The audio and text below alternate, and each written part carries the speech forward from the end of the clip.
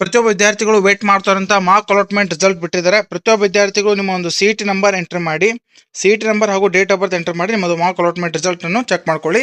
ಈ ಒಂದು ರಿಸಲ್ಟ್ ನಂತರ ಏನೆಲ್ಲ ಪ್ರೊಸೆಸ್ ಇರುತ್ತೆ ಅನ್ನೋ ಬಗ್ಗೆ ಕೂಡ ಈ ಒಂದು ವಿಡಿಯೋದಲ್ಲಿ ಪೂರ್ತಿಯಾಗಿ ತಿಳಿಸಿದ್ದೀನಿ. ಈ ಒಂದು ವಿಡಿಯೋನ ಮಿಸ್ ಮಾಡದೆ ಪೂರ್ಣವಾಗಿ ನೋಡಿ. ಯಾವೆಲ್ಲ ಹೊಸ ನೋಡುವುದರ ಮಿಸ್ ಮಾಡಿ ನಮ್ಮ ಚಾನಲ್ ಸಬ್ಸ್ಕ್ರೈಬ್ ಮಾಡಿಕೊಂಡು ಸೈಡಲ್ಲಿ ಬೆಲ್ ಐಕಾನ್ ಕ್ಲಿಕ್ ಮಾಡಿ ಆಲ್ ನೋಟಿಫಿಕೇಶನ್ ಅಂತ ಓಕೆ ಕೂಡ ಮಾಡ್ಕೊಳ್ಳಿ. ವಿದ್ಯಾರ್ಥಿಗಳೇ ಮುಖ್ಯವಾಗಿ ಗಮನಿಸಿ, 6/7/2026 ಆಲ್ರೆಡಿ ರಿಸಲ್ಟ್ ಬಿಟ್ಟಿದ್ದಾರೆ. ಪ್ರತಿಯೊಬ್ಬ ವಿದ್ಯಾರ್ಥಿಗಳು ಚೆಕ್ ಕೂಡ ಮಾಡ್ಕೊಂಡಿದ್ದಾರೆ. ಈಗ ಮುಖ್ಯವಾಗಿ ವಿದ್ಯಾರ್ಥಿಗಳು ಈ ಒಂದು ದಿನಾಂಕದ ಬಗ್ಗೆ ಗಮನವಹಿಸಿ. ಅಣಕು ಸೀಟು ಹಂಚಿಕೆ ಫಲಿತಾಂಶ ಪ್ರಕಟಣೆ ನಂತರ ಅಣಕು ಸೀಟು ಹಂಚಿಕೆಗೆ ಆಲ್ರೆಡಿ ಮಾರ್ಕ್ ಅಲಾಟ್ಮೆಂಟ್ ರಿಸಲ್ಟ್ ಬಿಟ್ಟಿದ್ದಾರೆ. ಇದರ ನಂತರ 6/7/2026 ಅಂದರೆ ಇವತ್ತಿನ ದಿವಸ ಮಧ್ಯಾಹ್ನ 2 ಗಂಟೆ ಅಂತ 9/7/2026 ಬೆಳಗ್ಗೆ 10 ಗಂಟೆವರೆಗೆ ವಿದ್ಯಾರ್ಥಿಗಳಲ್ಲಿ ಗಮನವಹಿಸಬೇಕು. ಬೆಳಗ್ಗೆ 10 ಗಂಟೆ ಇದೆ, ರಾತ್ರಿ 10 ಗಂಟೆ ಇಲ್ಲ. ಓಕೆ, 9/7/2026 ಬೆಳಗ್ಗೆ 10 ಗಂಟೆವರೆಗೆ ನೀವು ಆಪ್ಷನ್ಸ್ಗಳನ್ನು ಹೊಸದಾಗಿ ಸೇರಿಸ್ಬೋದು, ಡಿಲೀಟ್ ಮಾಡ್ಬೋದು, ಮಾಡಿಫೈ ಮಾಡ್ಬೋದು, ಹಾಗೂ ಇನ್ನಿತರ ಕೆಲವೊಂದು ಕಾಲೇಜುಗಳ ಆಸಕ್ತಿ ಇಲ್ಲದಿದ್ದರೂ ಕೆಲವು ತೆಗೆದು ಹಾಕ್ಬೋದು. ಎಲ್ಲ ರೀತಿಯಂಥ ಈ ಒಂದು 3 ದಿವಸಗಳ ಕಾಲಾವಕಾಶ ಕೊಟ್ಟಿದ್ದಾರೆ. 6/7/2026 ಮಧ್ಯಾಹ್ನ 2 ಗಂಟೆ ಅಂತ 9/7/2026 ಬೆಳಗ್ಗೆ 10 ಗಂಟೆವರೆಗೆ. ಆದಷ್ಟು ವಿದ್ಯಾರ್ಥಿಗಳು 8/7/2026 ರಾತ್ರಿ ಒಳಗಡೆ ಇವೆಲ್ಲ ಪ್ರೊಸೆಸ್ ಏನು ಚೇಂಜಸ್ ಮಾಡ್ಕೊಳ್ಳಿ, ಡಿಲೀಟ್ ಮಾಡ್ಕೊಳ್ಳಿದೆ ಅದನ್ನು ಕೂಡ ಮಾಡ್ಕೊಳ್ಳಿ, ಹೊಸದಾಗಿ ಸೇರಿಸೋದು ಕೂಡ ಮಾಡ್ಕೋಬೋದು. ಓಕೆ, ಇದು ಮುಖ್ಯವಾಗಿ. ಆಮೇಲೆ ಇನ್ನಿತರ ಕ್ವಶನ್ಸ್ಗಳು ಕೇಳ್ತಾ ಇದ್ದಾರೆ, ಅದ್ರ ಬಗ್ಗೆ ತಿಳಿಸ್ತೇನೆ. ಬಹಳಷ್ಟು ವಿದ್ಯಾರ್ಥಿಗಳು ಕೇಳ್ತಾರಂತ KCET 2020 ಫಸ್ಟ್ ರೌಂಡ್ ಅಲಾಟ್ಮೆಂಟ್ ಅಂದರೆ ಮಾರ್ಕ್ ಅಲಾಟ್ಮೆಂಟ್ ರಿಸಲ್ಟ್ ಆಲ್ರೆಡಿ ಬಿಟ್ಟಿದ್ದಾರೆ. ಮಾರ್ಕ್ ಅಲಾಟ್ಮೆಂಟ್ ರಿಸಲ್ಟ್ ಅಂತ ಏನು ಮಾಡಬೇಕು ಅನ್ನೋ ವಿದ್ಯಾರ್ಥಿಗೆ ಡೌಟ್ ಇರುತ್ತೆ. ಆಲ್ರೆಡಿ ತಿಳಿಸಿದ್ದೀನಿ. ಅದರಂತೆ ವಿದ್ಯಾರ್ಥಿಗಳು ಕೆಲವೊಂದು ಡೌಟ್ಸ್ಗಳು ಕೇಳ್ತಾ ಇದ್ದಾರೆ. ಬಿ ಫಾರ್ಮಾ ಹಾಗೂ ಡಿ ಫಾರ್ಮಾ ಆಪ್ಷನ್ ಎಂಟ್ರಿ ಯಾವಾಗ, ಆಮೇಲೆ ಕಾಲೇಜ್ ಡಿಲೀಟ್ ಮಾಡೋದು ಹೇಗೆ, ಯಾವುದೇ ಸೀಟ್ ಅಲಾಟ್ಮೆಂಟ್ ಆಗಿಲ್ಲ. ಈ ಒಂದು ಮಾರ್ಕ್ ಅಲಾಟ್ಮೆಂಟಲ್ಲಿ ನಮಗೆ ನಾಟ್ ಎಟ್ ಸೀಟ್ ಅಲಾಟೆಡ್ ಅಂದರೆ ಯಾವುದೇ ರೀತಿಯ ಸೀಟ್ ಅಲಾಟ್ಮೆಂಟ್ ಆಗಿಲ್ಲ.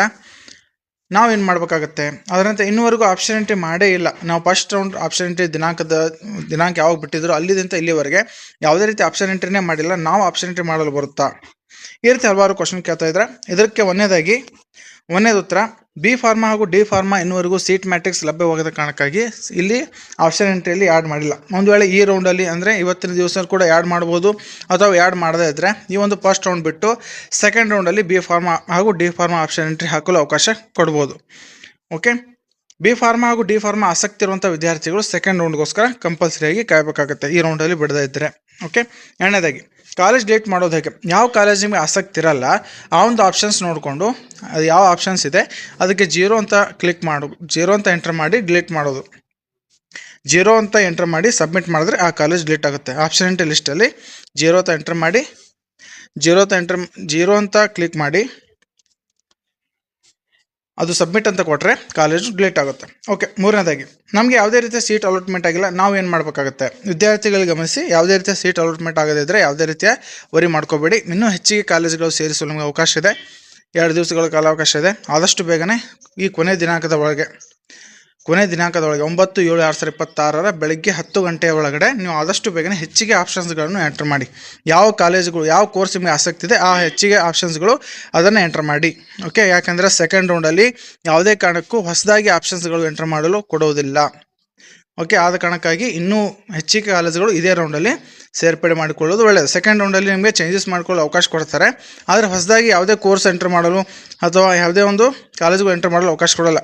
ಬಿ ಫಾರ್ಮಾ ಹಾಗೂ ಡಿ ಫಾರ್ಮಾ ಈ ಫಸ್ಟ್ ರೌಂಡಲ್ಲಿ ಬಿಡದೇ ಇರುವ ಕಾರಣಕ್ಕಾಗಿ ಸೆಕೆಂಡ್ ರೌಂಡಲ್ಲಿ ಆಪ್ಷನ್ ಎಂಟ್ರಿ ಬಿಡ್ಬೋದು. ಆದರೆ ಅವು 2 ಕೋರ್ಸ್ ಬಿಟ್ಟು ಉಳಿದಂತೆ ಯಾವುದೇ ಕೋರ್ಸ್ಗಳಿಗೆ ಫಸ್ಟ್ ರೌಂಡಲ್ಲಿ ಆಪ್ಷನ್ ಎಂಟ್ರಿ ಹಾಕಲು ಅವಕಾಶ ಇರೋದಿಲ್ಲ. ಓಕೆ, ಯಾವುದೇ ಸೀಟ್ ಅಲಾಟ್ಮೆಂಟ್ ಆಗಿಲ್ಲ ಅಂದರೂ ವರಿ ಮಾಡ್ಕೋಬೇಡಿ. ಇನ್ನೂ ಹೆಚ್ಚಿಗೆ ಕಾಲೇಜುಗಳನ್ನು ಆ್ಯಡ್ ಮಾಡಿ, ಹೆಚ್ಚಿಗೆ ಕಾಲೇಜುಗಳನ್ನು ಇದೇ ಒಂದು ರೌಂಡಲ್ಲಿ ಆ್ಯಡ್ ಮಾಡಿ ಮತ್ತೆ ಫಸ್ಟ್ ರೌಂಡ್ಗೋಸ್ಕರ ವೇಟ್ ಮಾಡ್ಬೋದು. ಫಸ್ಟ್ ರೌಂಡಲ್ಲಿ ಅಲಾಟ್ಮೆಂಟ್ ಆಗದೇ ಇದ್ದರೂ ಸೆಕೆಂಡ್ ರೌಂಡಲ್ಲಿಗೋಸ್ಕರ ವೇಟ್ ಮಾಡ್ಬೋದು. ಈ ರೀತಿ ಹಾಕ್ಬೋದು. ಒಟ್ಟಿನಲ್ಲಿ ಹೆಚ್ಚಿಗೆ ಕಾಲೇಜುಗಳು ಆ್ಯಡ್ ಮಾಡೋದು ಅಷ್ಟು ಮುಖ್ಯ. ಆಮೇಲೆ ನಾಲ್ಕನೇದಾಗಿ ಇನ್ನೂವರೆಗೂ ಆಪ್ಷನ್ ಎಂಟ್ರಿನೇ ಮಾಡೇ ಇಲ್ಲ, ನಮಗೂ ಆಪ್ಷನ್ ಎಂಟ್ರಿ ಮಾಡಲು ಬರ್ತದೆ. ಫಸ್ಟ್ ವಿದ್ಯಾರ್ಥಿಗಳಿಗೆ ಇದು ಕೂಡ ಕೇಳ್ತಾ ಇದ್ದಾರೆ. ಫಸ್ಟ್ ರೌಂಡ್ ನಮಗೆ CET ಕೆಲವೊಂದು ಕೋರ್ಸ್ಗಳು ಆಸಕ್ತಿ ಇತ್ತು, ನಾವು ಆಪ್ಷನ್ ಎಂಟ್ರಿ ಮಾಡೇ ಇಲ್ಲ. ಆದರೆ ಈ ಒಂದು ಇವತ್ತು ಅಂದರೆ 6ನೇ ತಾರೀಕಿನಿಂದ 9ನೇ ತಾರೀಕಿನ ಬೆಳಗ್ಗೆ 10 ಗಂಟೆವರೆಗೆ ಆಪ್ಷನ್ ಎಂಟ್ರಿ ಮಾಡ್ಬೋದು ಅಂತಿದ್ದಲ್ಲಿ ಹೌದು ಮಾಡ್ಬೋದು. ಯಾವೆಲ್ಲ ವಿದ್ಯಾರ್ಥಿಗಳು ವೆರಿಫಿಕೇಷನ್ ಸ್ಲಿಪ್ ಡೌನ್ಲೋಡ್ ಮಾಡ್ಕೊಂಡಿದ್ದೀರಾ, ಪ್ರತಿಯೊಬ್ಬ ವಿದ್ಯಾರ್ಥಿಗಳು ಆಪ್ಷನ್ ಎಂಟ್ರಿ ಮಾಡಲು ಎಲಿಜಿಬಲ್ ಇರ್ತಾರೆ. ಆದ ಕಾರಣಕ್ಕೆ ಪ್ರತಿಯೊಬ್ಬ ವಿದ್ಯಾರ್ಥಿಗಳು ಆಪ್ಷನ್ ಎಂಟ್ರಿ ಮಾಡ್ಬೋದು. ಯಾವೆಲ್ಲ ವಿದ್ಯಾರ್ಥಿಗಳು ಇನ್ನೂವರೆಗೂ ಆಪ್ಷನ್ ಎಂಟ್ರಿನೇ ಮಾಡಿಲ್ಲ ಅವರು ಕೂಡ ಹೊಸದಾಗಿ ಆಪ್ಷನ್ಸ್ಗಳನ್ನು ಕೂಡ ಸೇರ್ಪಡೆ ಮಾಡ್ಬೋದು. ಓಕೆ, ಇದು ಅತಿ ಮುಖ್ಯವಾಗಿರುವಂಥ ಮಾಹಿತಿ ಇದೆ. ಪ್ರತಿಯೊಬ್ಬ KCET ವಿದ್ಯಾರ್ಥಿಗಳು ಈ ಒಂದು ಮಾಹಿತಿಯನ್ನು ಶೇರ್ ಮಾಡಿ. ನಿಮಗೆ ಇನ್ನಿತರ ಏನಾದರೂ ಡೌಟ್ಸ್ ಇದ್ದರೆ ಕಮೆಂಟ್ಸ್ ಮಾಡಿ. ಒಟ್ಟಿನಲ್ಲಿ ಸರಿಯಾದ ರೀತಿಯಲ್ಲಿ ಆಪ್ಷನ್ ಎಂಟ್ರಿ ಮಾಡ್ಕೊಳ್ಳಿ, ಉತ್ತಮವಾದ ಸೀಟು ಪಡೆದುಕೊಳ್ಳಿ. ಧನ್ಯವಾದಗಳು.